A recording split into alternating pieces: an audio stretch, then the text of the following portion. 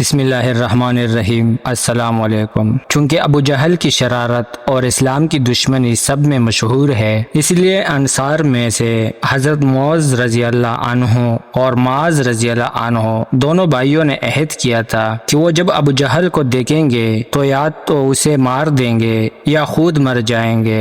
اس عہد پر یہ دونوں بھائی اپنا عہد پورا کرنے کے لیے نکلے، مگر ابو جہل کو پہچانتے نہ تھے، اس لیے عبد الرحمن بن عوف سے پوچھا کہ ابو جہل کون سا ہے؟ انہوں نے اشارے سے بتلا دیا۔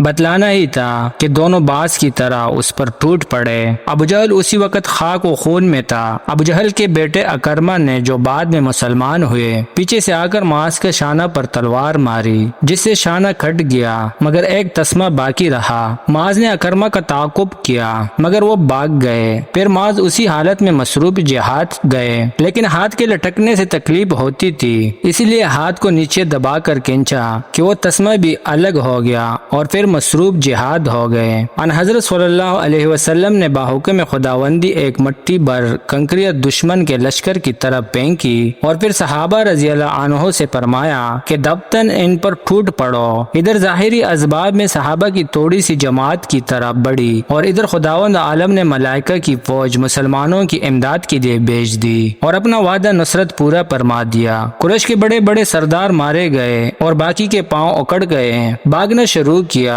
مسلمانوں نے تعاقب کیا، ان میں بعض کو قتل اور بعض کو قید کر لیا، جس میں 70 آدمی مقتول اور 70 گرفتار ہوئے۔ قریش کے بڑے بڑے سردار عتبہ، شیبہ، ابو جہل، امیہ بن حلب سب ایک ایک کر کے مارے گئے، اور ادھر مسلمانوں میں سے صرف 14 آدمی شہید ہوئے، 6 مہاجرین میں سے اور 8 انصار میں سے۔ تنبیہ: یہ غزوہ دراصل اول سے آخر تک اسلام کا کھلا معجزہ تھا، ورنہ اس میں مسلمانوں کی پتہ کوئی معنی نہیں رکھتی، کیونکہ ادھر 1000 نوجوانوں کا عظیم الشان لشکر ہے اور ادھر صرف 314 آدمی۔ ادھر بڑے بڑے دولت مند امراء ہیں جو تنہا سارے لشکر کی رسد وغیرہ کا خرچ خود اٹھا سکتے ہیں، اور ادھر بے سر و سامان مفلس لوگ، ادھر سواری کی جمعیت، اور ادھر مسلمانوں کی لشکر میں صرف 2 گھوڑے، ادھر ہر قسم کے ہتھیار اور اسلحے کی برآمار، اور ادھر صرف محدود تلواریں۔ یورپین مورخین حیرت میں ہیں کہ یہ کیسے ہو گیا، انہیں خبر نہیں کہ فتح و نصرت، کامیابی یا ناکامی گھوڑوں اور تلواروں یا مال دولت کے قبضے میں نہیں ہے، بلکہ اس میں اور کوئی ہاتھ کار فرمائے ہیں۔ لیکن اسباب ظاہری کے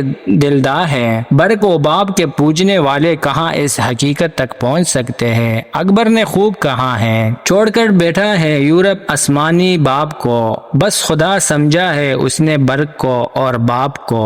اسیران جنگ بدر جب مدینہ طیبہ پہنچے تو ان حضرت صلی اللہ علیہ وسلم 2 4 کر کے صحابہ رضی اللہ عنہ میں تقسیم کر دیے، اور سب کو حکم فرمایا کہ ان کو آرام کے ساتھ رکھیں، جس کا اثر یہ تھا کہ صحابہ رضی اللہ عنہ ان کو کھانا کھلاتے تھے اور خود صرف کھجوروں پر بسر کرتے تھے۔ حضرت مصعب بن عمیر رضی اللہ عنہ کے بھائی ابو عزیز بھی ان قیدیوں میں تھے۔ ان کا بیان ہے کہ مجھے جن انصار کے سر سپرد کیا گیا تھا، جب وہ کھانا لاتے تو روٹی میرے سامنے رکھ دیتے تھے اور خود صرف کھجوروں پر بسر کرتے تھے۔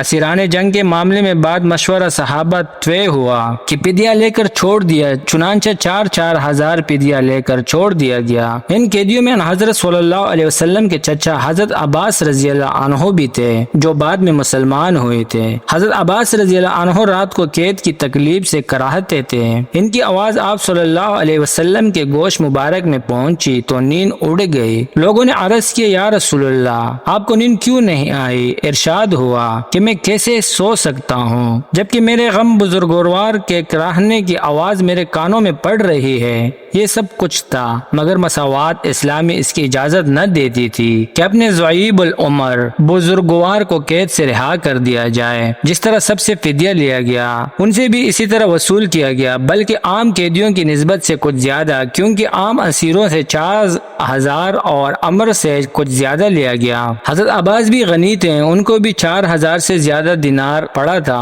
انصار نے بھی عرض کیا کہ عباس سے فدیہ معاف کر دیا جائے، مگر اسلامی مساوات میں عزیز و اقارب اور دوست دشمن سب برابر تھے۔ انصار کے کہنے پر بھی یہ قبول نہیں کیا گیا۔ اسی طرح آپ کے داماد حضرت ابو العاص رضی اللہ عنہ بھی اسیران جنگ میں آئے۔ ان کے پاس فدیے کے لیے مال نہ تھا، اس لیے ان کی زوجہ یعنی ان حضرت صلی اللہ علیہ وسلم وسلم کی صاحبزادی حضرت زینب رضی اللہ عنہا کو جو مکہ میں مقیم تھی کہلا بھیجا کہ فدیہ کی رقم بھیج دے۔ ان کے گلے میں ایک ہار تھا جو ان کی والدہ حضرت خدیجہ رضی اللہ عنہا نے ان کے جہیز میں دیا تھا، وہی گلے سے اتار کر بھیج دیا۔ جب آپ صلی اللہ علیہ وسلم نے یہ ہار دیکھا تو بے اختیار آپ صلی اللہ علیہ وسلم کی آنکھوں میں آنسو بھر آئے اور صحابہ رضی اللہ عنہوں سے فرمایا کہ اگر تم سب راضی ہو تو زینب رضی اللہ عنہا کے پاس ان کی والدہ کی یادگار ہے، اس کو واپس کر دو۔ صحابہ نے بخوشی قبول کر کے واپس کر دیا اور ابو العاص سے کہہ دیا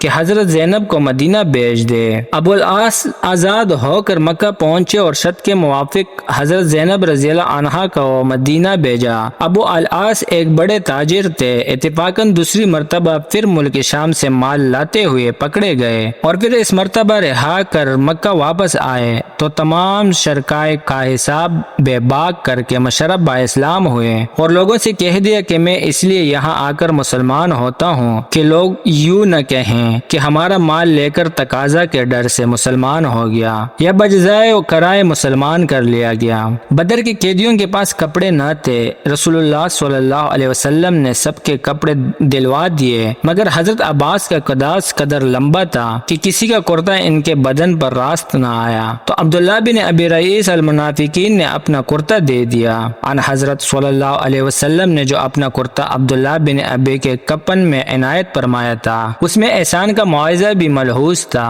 اسیران جنگ میں جو لوگ فدیہ نہیں دے سکتے تھے، ان میں سے جو لوگ لکھنا پڑھنا جانتے تھے، ان سے کہا گیا کہ تم 10 بچوں کو لکھنا پڑھنا سکھا دو، یہی تمہارا فدیہ ہے۔ حضرت زید بن ثابت رضی اللہ عنہ نے اس طرح لکھنا سکھایا تھا۔ سن 3 ہجری میں 450 آدمی لے کر دشور بن المحارث محاربی مدینہ طیبہ پر حملہ کرنے کے لیے چلا۔ ان حضرت صلی اللہ علیہ وسلم مقابلے کے لیے تشریف لائے تو سب نے بھاگ بھاگ کر پہاڑوں میں پناہ لی۔ نبی کریم صلی اللہ علیہ وسلم مطمئن ہو کر میدان سے واپس آئے۔ اس وقت اتفاقاً بارش سے آپ صلی اللہ علیہ وسلم کے کپڑے تر ہو گئے تھے۔ آپ صلی اللہ علیہ وسلم نے ان کو سکھانے کے لیے نکال کر درخت پر پلا دیا اور خود ان کے سائے میں لیٹ گئے۔ ادھر پہاڑ کے اوپر دشور دیکھ رہا تھا۔ جب اس نے دیکھا کہ آپ صلی اللہ علیہ وسلم مطمئن ہو کر لیٹ گئے تو سیدھا آپ صلی اللہ علیہ وسلم کے سرہانے پہنچا اور تلوار کھینچ کر سامنے آیا اور کہا، بتلاؤ اب تمہیں میرے ہاتھ سے کون بچائے گا؟ مگر مقابلے میں خدا کا رسول تھا، بغیر کسی اس کے جواب دیا کہ ہاں اللہ تعالیٰ بچائے گا۔ اس کلمہ کا سننا تھا کہ دشور کے بدن میں روشہ پڑ گیا اور تلوار ہاتھ سے گر گئی۔ اب نبی کریم صلی اللہ علیہ وسلم نے تلوار اٹھا کر فرمایا، تم بولو اب تمہیں کون بچائے گا؟ اس کے پاس اس کا سوا کیا جواب تھا کہ کوئی نہیں۔ نبی کریم صلی اللہ علیہ وسلم کو اس کی بیچارگی پر رحم آ گیا اور اس کو معاف فرما کر چھوڑ دیا۔ دشور یہاں سے اٹھا اور یہ اثر لے کر اٹھا کہ نہ فقط خود مسلمان ہوا بلکہ اپنی قوم میں جا کر اسلام کے ایک زبردست مبلغ بن گیا۔ دل میں سما گئی ہے قیامت کی خوشیاں شوخیاں، 2-4 دن رہے تھے کسی کی نگاہ میں۔ شپرا چشمی سے اعتراض کرنے والی یورپینی اقوام دیکھیے کہ اشاعت اسلام کا ذریعہ یہ خلق عظیم تانا کی تلوار کا زور یا مالی طمع۔ شعبان 3 ہجری میں امام المومنین حضرت حفصہ رضی اللہ عنہا اور رمضان 3 ہجری میں حضرت زینب بنت حزیمہ رضی اللہ عنہا آپ صلی اللہ علیہ وسلم کے نکاح میں آئے۔ جزاک اللہ۔